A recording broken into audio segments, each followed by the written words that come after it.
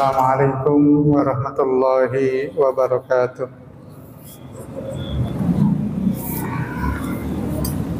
Alhamdulillahirabbil alamin wa bihi nasta'inu ala umuri dunya waddin. Wassalatu wassalamu ala sayyidil mursalin nabiyyina Muhammadin khatamil anbiya'i wal mursalin wa ala alihi wa sahbihi ajma'in, amma ba'du. Jamaah sekalian yang dirahmati oleh Allah, mari kita awali kajian kita dengan membaca Ummul Quran Al-Fatihah. A'udzubillahi minasyaitonir rajim. Bismillahirrahmanirrahim. Alhamdulillahirabbil alamin arrahmanir rahim maliki yaumiddin. Iyyaka na'budu wa iyyaka nasta'in. Ihdinas siratal mustaqim. Siratal ladzina an'amta 'alaihim ghairil maghdubi 'alaihim waladdallin. Alhamdulillah, bersyukur kepada Allah atas seluruh nikmat-nikmat yang telah Allah berikan kepada kita.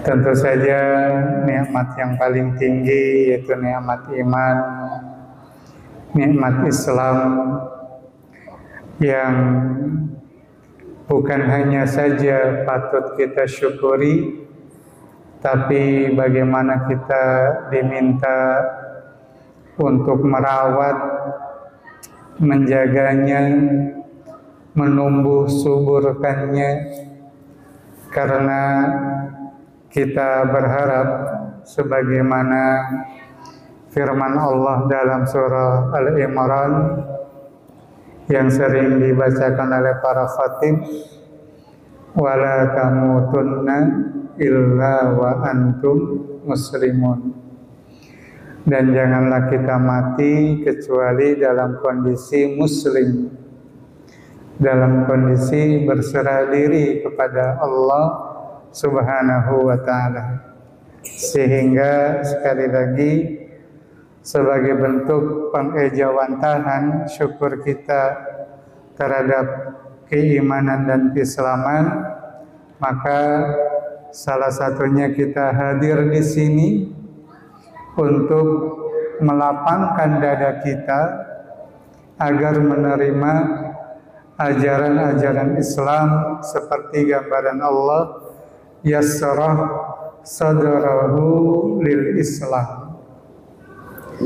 Salah satu di antara ciri orang yang mendapatkan hidayah Allah adalah yassarah sadrahu lil Islam. Dadanya dimudahkan untuk menerima ajaran-ajaran Islam. Salawat dan salam mari kita curahkan kepada junjungan kita Rasulullah Sallallahu Alaihi Wasallam beserta keluarganya, sahabatnya, dan juga kepada seluruh pengikutnya yang tetap istiqomah mempertahankan ajaran-ajarannya. Jamaah sekalian, salah satu di antara cara agar kita bisa memahami Al-Quran adalah kita tentu harus menginternalisasi muatan-muatan besar yang ada di dalam Al-Quran. Salah satu di antara muatan besar di dalam Al-Quran adalah tentang kisah. Karena para ahlul Quran, kalau boleh Al-Quran itu diringkas, ya, kalau boleh Al-Quran itu diringkas, maka ringkasan Al-Quran terbagi menjadi 3 kelompok besar.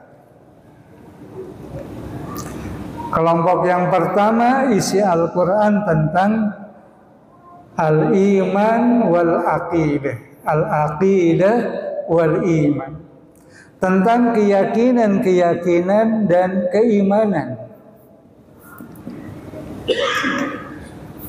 Yang kedua tentang al-ibadah wasyariah.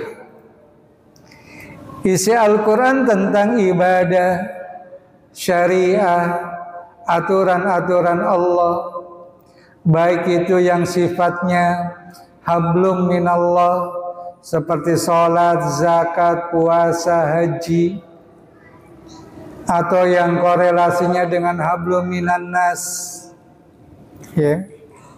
Betapa detailnya ajaran Islam. Contoh misalnya kita tahu salah satu ayat terpanjang di dalam Al-Quran, satu ayat, satu halaman, itu berbicara tentang muamalah, berbicara tentang tata cara adab dalam hutang piutang. Jadi sepertiga di antara isi Al-Quran adalah isinya tentang al-ibadah wasyariah, ibadah dan syariah.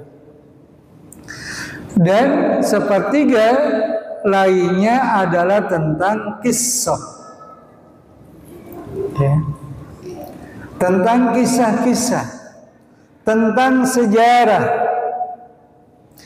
Baik itu sejarah sebelum Rasulullah Sallallahu Alaihi Wasallam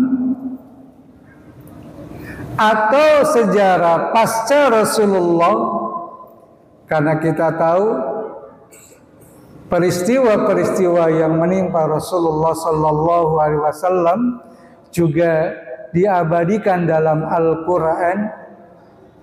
Bahkan surat-surat panjang di dalam Al-Quran banyak bercerita tentang sejarah peperangan yang terjadi di masa Rasulullah. Contoh, ketika berbicara surah Al-Imran, berbicara tentang perang Uhud. Berbicara tentang suratul Anfal, berbicara tentang perang Badar. Berbicara surah At-Taubah, ada dua peperangan yang diceritakan di situ. Ada perang Tabuk, ada perang Hunain. Suratul Ahzab bercerita tentang perang Khandaq atau perang Ahzab itu sendiri. Makanya Allah Ta'ala ketika bercerita tentang surah Yusuf, di mana kita tahu jamaah sekalian yang dirahmati oleh Allah, di antara seluruh kisah-kisah Nabi, rata-rata kisah Nabi itu ceritanya tempatnya banyak pada beberapa tempat. Tapi berbicara tentang surah Yusuf, hampir satu surat itu cerita lengkap surah Yusuf, mulai dari Yusuf kecil, Yusuf bermimpi, sampai Yusuf menjadi raja. Dan di surah Yusuf ditutup dengan ayat laqad kana fi qasasihim ibratul liulil albab. Sungguh telah ada pada kisah-kisah mereka ibrah. Apa itu ibrah? Ibrah itu apa ibrah? Apa? Contoh apa lagi? Pelajaran apa lagi? Ya, contoh pelajaran mungkin hikmah, ya. Kalau secara makna, ya, secara bahasa, ibrah itu artinya jembatan. Ya. Jadi secara makna, secara bahasa, ibrah itu artinya jembatan. Maksudnya apa? Idealnya kita ada korelasi, ada hubungan, ada ikatan, keterikatan dengan sejarah. Sehingga jamaah sekalian yang dirahmati oleh Allah tadi, memahami sejarah, mempelajari sejarah merupakan bagian dari upaya kita memahami Al-Quran. Karena hampir sepertiga isi Al-Quran adalah tentang kisah, tentang sejarah.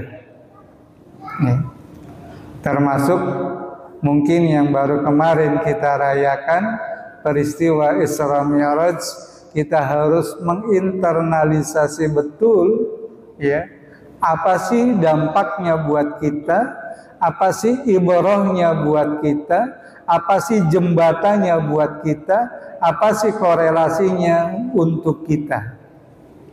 Dan beberapa kali saya mengkaji di sini, maka salah satu di antara yang belum saya sampaikan secara detail betul, bahwa salah satu di antara hikmah Isra Mi'raj adalah bagaimana kita diminta oleh Allah senantiasa mengedepankan logika iman. Jadi salah satu di antara ibrah, pelajaran, jembatan dari peristiwa Isra Mi'raj adalah bagaimana kita idealnya mengedepankan logika iman. Dan kalau logika iman ini sudah bisa kita kedepankan, maka insya Allah nasihat Rasulullah Sallallahu Alaihi Wasallam menjelang beliau wafat. Jadi 3 hari menjelang beliau wafat, beliau berulang memberikan nasihat kepada para sahabat, dan nasihat itu adalah la yamutanna ahadukum illa bihusnir dhanni billah. Dan janganlah kalian mati, kata Allah kalau di surah Ali Imran, wala tamutunna illa wa antum muslimun. Di hadis ini Rasulullah bersabda, dan janganlah kalian mati kecuali senantiasa berbaik sangka kepada Allah, senantiasa husnudzon kepada Allah. Dan munculnya sikap husnudzon kepada Allah buah dari mengedepankan logika iman. Ini mengambil contoh bagaimana reaksi sahabat terbaik Rasulullah, Abu Bakar, yang dengan peristiwa Isra Mi'raj mendapatkan gelar As-Siddiq.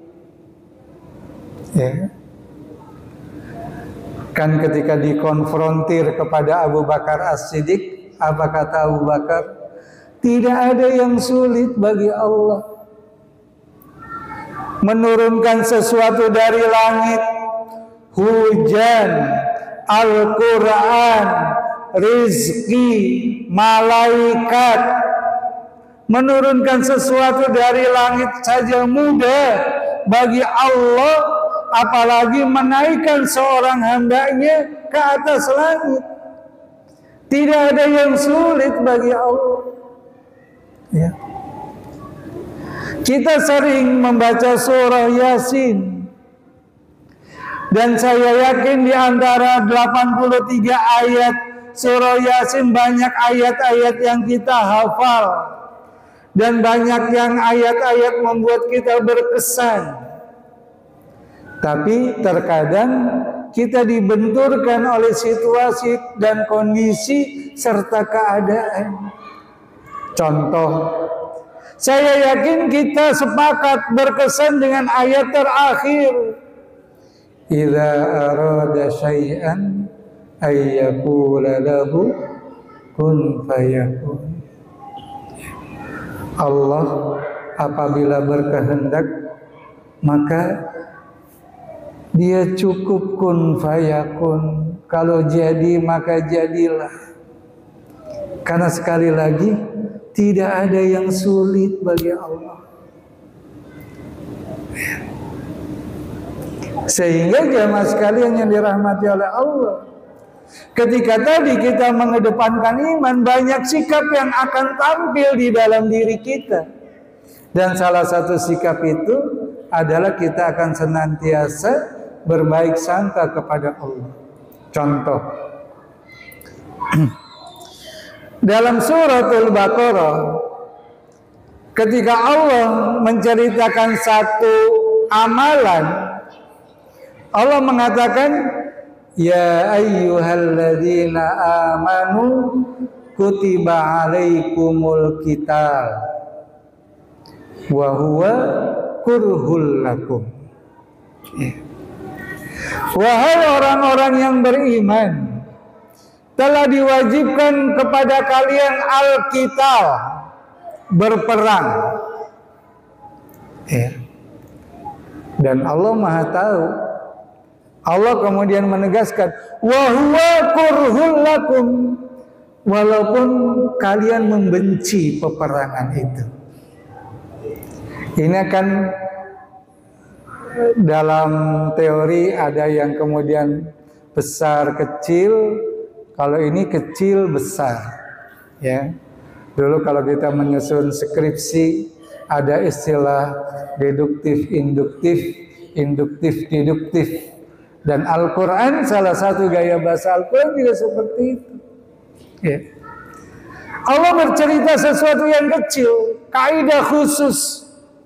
Telah diwajibkan untuk kalian berperang, walaupun berperang itu sesuatu yang kalian benci. Tapi kemudian Allah melakukan generalisir. Bisa jadi, makanya Allah kemudian mengatakan, asa an takrahu syai'a wa huwa khairul lakum wa asa an tuhibbu syai'a wa huwa syarrul lakum. Bisa jadi kita banyak membenci sesuatu, padahal sesuatu itu baik buat kita. Sebaliknya, bisa jadi kita menyukai sesuatu itu buruk buat kita. Ini kan kalau tidak ada logika iman agak sulit. Dua kisah yang akan saya ceritakan, kalau cukup mungkin ini menjadi pelajaran bagi kita. Contoh kisah hadisul ifki. Ada yang pernah dengar cerita hadisul ifki? Apa itu hadisul ifki? Hadisul ifki itu berita bohong, ya. Berita hoax, ya, yang pernah menimpa keluarga Rasulullah Sallallahu Alaihi Wasallam. Itu cerita tentang apa? Siti Aisyah dituduh berselingkuh. Ini kan ceritanya dahsyat. Dan rumor cerita ini nggak sehari dua hari. Dalam satu riwayat cerita ini 3 bulan hoax itu beredar di kota Madinah.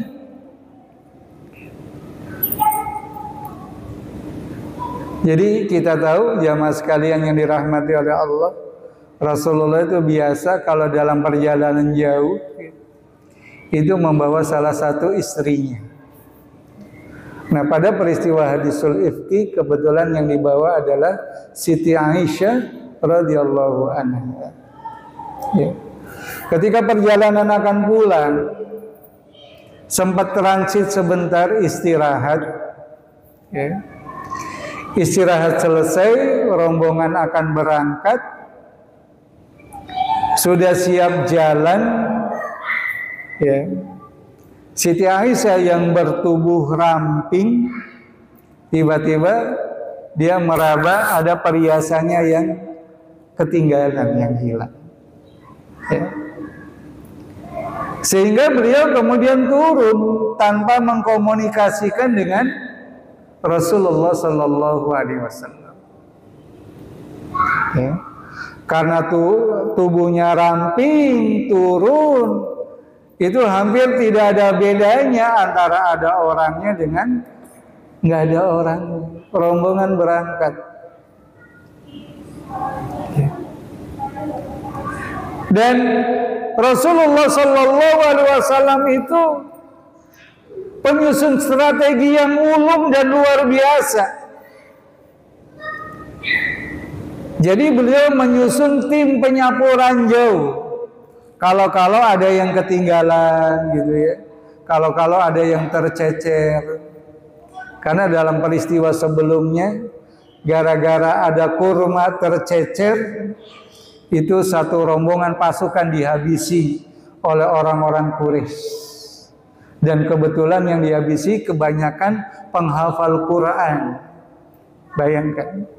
Orang Quraisy juga cerdas. Ketika melihat ada kurma, oh ini ada orang Madinah nih. Gitu. Ya.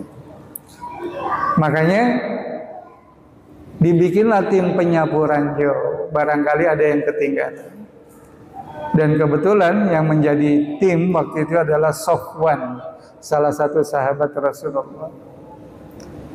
Dan alangkah terkejutnya Sofwan, ternyata yang ketinggalan adalah istri Rasulullah Sallallahu Alaihi Wasallam. Rombongan sudah jauh. Ya. Akhirnya tanpa berbicara, Sofwan kemudian meminta Siti Aisyah naik ke atas onta dan kemudian dituntun. Ya. Dan Rasulullah baru menyadari bahwa istrinya ketinggalan ketika sudah mau masuk pintu gerbang kota Madinah. Dan betapa terkejutnya ketika, oh istri saya mana? Ya. Beberapa saat kemudian, beberapa lama kemudian muncullah Siti Aisyah yang dituntun oleh Sofwan. Langsung disambar oleh orang-orang munafikin, langsung disambar oleh orang-orang Yahudi. Wah, ternyata istri Rasulullah dituduh selingkuh. Ini yang dalam sejarah disebut hadisul ifki. Kebetulan jamaah sekalian yang dirahmati oleh Allah, ketika Siti Aisyah sampai Madinah, beliau belum tahu rumor itu. Dan kebetulan beliau jatuh sakit, sehingga beliau nggak dengar rumor tentang berita hoax. Yang beliau rasakan cuma satu, kok sikap Rasulullah beda ya. Kok sikap Rasulullah lebih dingin. Ya. Kenapa? Rasulullah juga nggak bisa menangkis berita itu. Buktinya, faktanya mereka jalan berdua, gitu. Walaupun tetap Rasulullah berusaha mencari-cari informasi, berusaha mencari detail betul siapa Sofwan, mengenal betul kembali karakteristik, mungkinkah istrinya melakukan seperti itu terus dicari oleh Rasulullah. Tapi Rasulullah tidak menemukan jawaban. Paling jawaban yang menarik ketika ada dua sepasang suami istri yang lagi ngobrol dan kemudian obrolannya kedengaran oleh Rasulullah. Ya. Sang suami bertanya, gimana komentar ibu dengan kisah yang menimpa keluarga junjungan kita Rasulullah Sallallahu Alaihi Wasallam? Dan ini jawaban yang menarik. Apa kata sang istri? Yang saya tahu Aisyah lebih baik dari saya.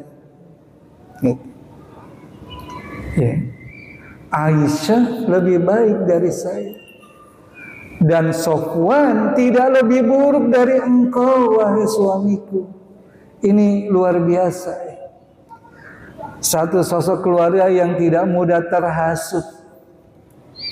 Dan puncak kesedihan Rasulullah, Siti Aisyah baru sadar ketika Siti Aisyah minta dituntun, diantar ke kamar mandi ke ibunya. Tiba-tiba beliau kesandung, jatuh. Disitulah ibunya dalam tanda kutip sedikit rada naik kalimatnya. Kamu itu nyusahin aja. Sakitnya nyusahin. Kaget. Bu, memang ada apa? Loh, kamu nggak tahu? Gitu. Saya nggak tahu. Gitu. Cuman saya tahu suami saya kok berubah. Ya. Maka puncak kesedihan Siti Aisyah ketika beliau minta izin untuk tinggal bersama orang tuanya, diizinkan oleh Rasulullah Sallallahu Alaihi Wasallam. Pertanyaannya, kira-kira berita ini berita bagus apa berita jelek? Gosip ini berita apa? Jelek apa berita bagus?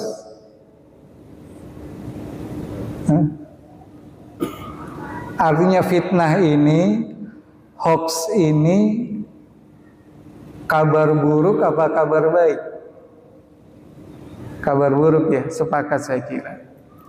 Tapi kita lihat bagaimana Allah Subhanahu wa taala membersihkan Siti Aisyah radhiyallahu anha. Dan bagaimana Allah memerintahkan Siti Aisyah. Ya. Dan cerita itu diabadikan dalam Quran surah An-Nur. Ya. Saya bacakan. A'udzubillahi minasyaitonir rajim. Bismillahirrahmanirrahim. Innal ladzina ja'u bil ifki usbatum minkum. Ya. Innal ladzina ja'u bil ifki, sesungguhnya orang-orang yang datang bil ifki menyebarkan berita buruk itu, usbatum minkum, itu dari kelompok kalian juga, dari golongan kalian juga. Kenapa?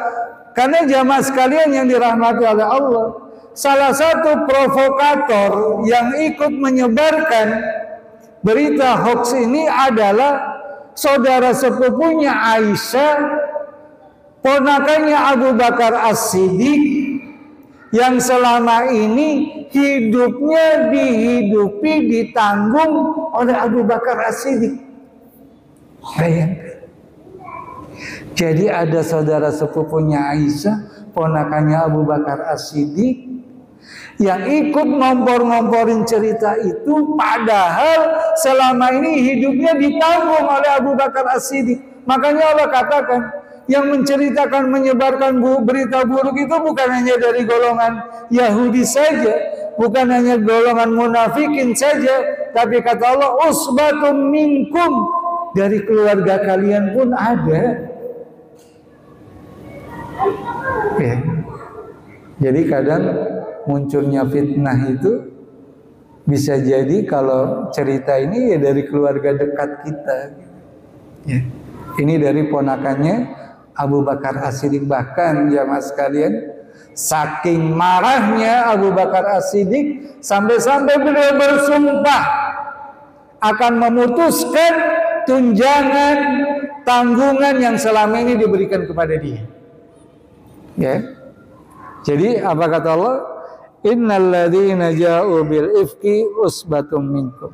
Nah, ini yang menarik ayat berikutnya, kalimat berikutnya, la tahsabuhu syarrul lakum bal huwa khairul lahum. Luar biasa. La tahsabuhu syarrul lakum, tapi jangan kalian mengira bahwa berita itu buruk buat kalian. Bal huwa khairul lakum, berita ini baik. Masya Allah. Maka kemudian para ahli sejarah, para ahli tafsir menganalisa, terus baiknya di mana? Kan gitu. Ya. Wong ini cerita hoax yang luar biasa. Wanita baik-baik dituduh berzina, kok dianggap berita baik? Maka salah satu di antara hikmah baiknya, yang pertama, Allah yang langsung menetralisir berita ini. Ini sesuatu yang luar biasa. Ya. Allah yang langsung membersihkan dan mengangkat Siti Aisyah jadi lebih mulia di sisi Allah Subhanahu wa ta'ala. Ya. Jadi ini ketika logika iman kita kedepankan. Ya.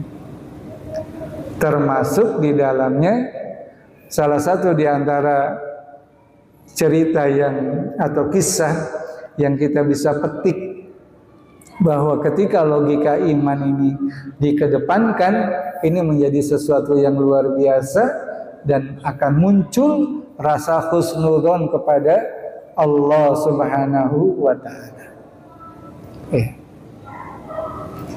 Contoh misalnya kisah yang kedua, kisah tentang surah Al-Fath. Ya. Allah Ta'ala kan berfirman, a'udzubillahi minasyaitonirrajim, bismillahirrahmanirrahim, inna fatahna laka fatham mubina. Sesungguhnya telah kami berikan kepadamu fatham mubina, kemenangan yang nyata. Kira-kira ayat ini bercerita tentang kemenangan yang mana?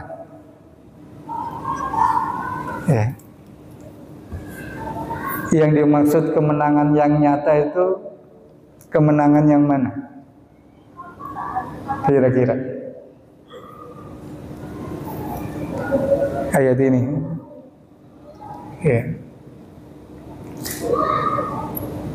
Dalam tafsir Ibnu Katsirnya, banyak orang mengira ayat inna fatahna laka fatham mubina, sesungguhnya telah kami berikan kepadamu kemenangan yang nyata, adalah pembebasan kota Mekah.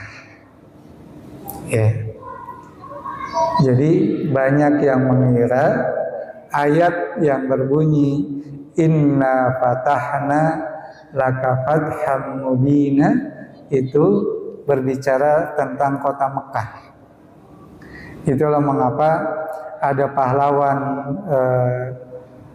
Indonesia yang bernama Fathahillah, inspirasinya dari ayat ini, inna fatahna laka fatham mubina.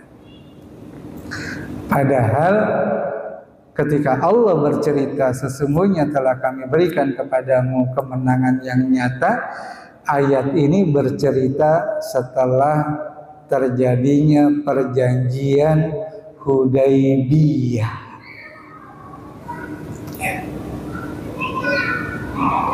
Ayat ini turun setelah perjanjian Hudaybiyah,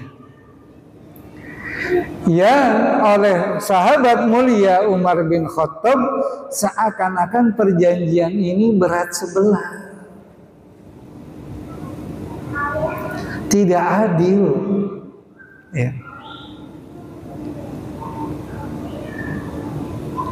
Makanya sempat sahabat dalam tanda kutip rada ngambek gitu.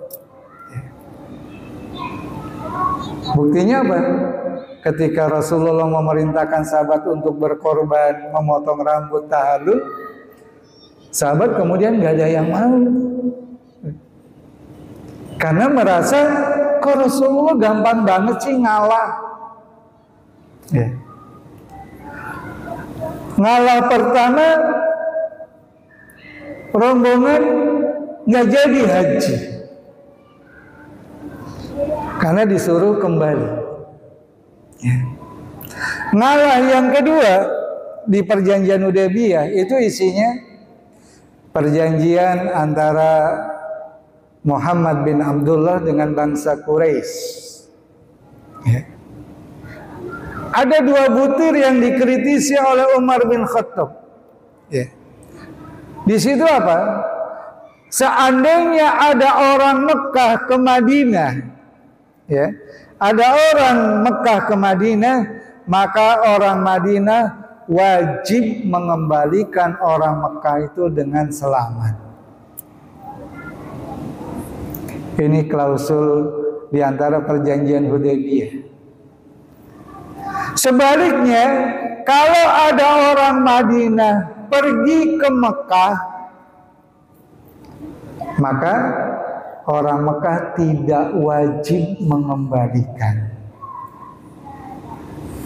Ini kan klausul yang oleh sebagian orang nih, tapi kalau Rasulullah terima ya. Sampai-sampai Umar bin Khattab nyamperin Abu Bakar As-Siddiq. Ini Muhammad Rasul bukan sih, Nabi bukan gitu. Kata Abu Bakar, ya tanya langsung. Jadi Masya Allah, jamaah sekalian yang dirahmati oleh Allah, baru setelah mereka pulang, rombongan umat Islam pulang, turun ayat ini, inna fatahna laka fatham mubina. Sedikit lagi, saking gembiranya dalam satu riwayat, disinilah umat Islam subuhnya kesiangan. Saking gembiranya turun inna fatahna laka fatham mubina. Saya kira ini yang bisa saya sampaikan. Mengapa kemudian ini kemenangan? Karena umat Islam bertambah banyak. Salah satu kunci dari perjanjian Hudaybiyah. Wallahu a'lam bishawab. Subhanakallahumma wa bihamdika asyhadu an la ilaha illa anta astaghfiruka wa atubu ilaik. Assalamualaikum warahmatullahi wabarakatuh.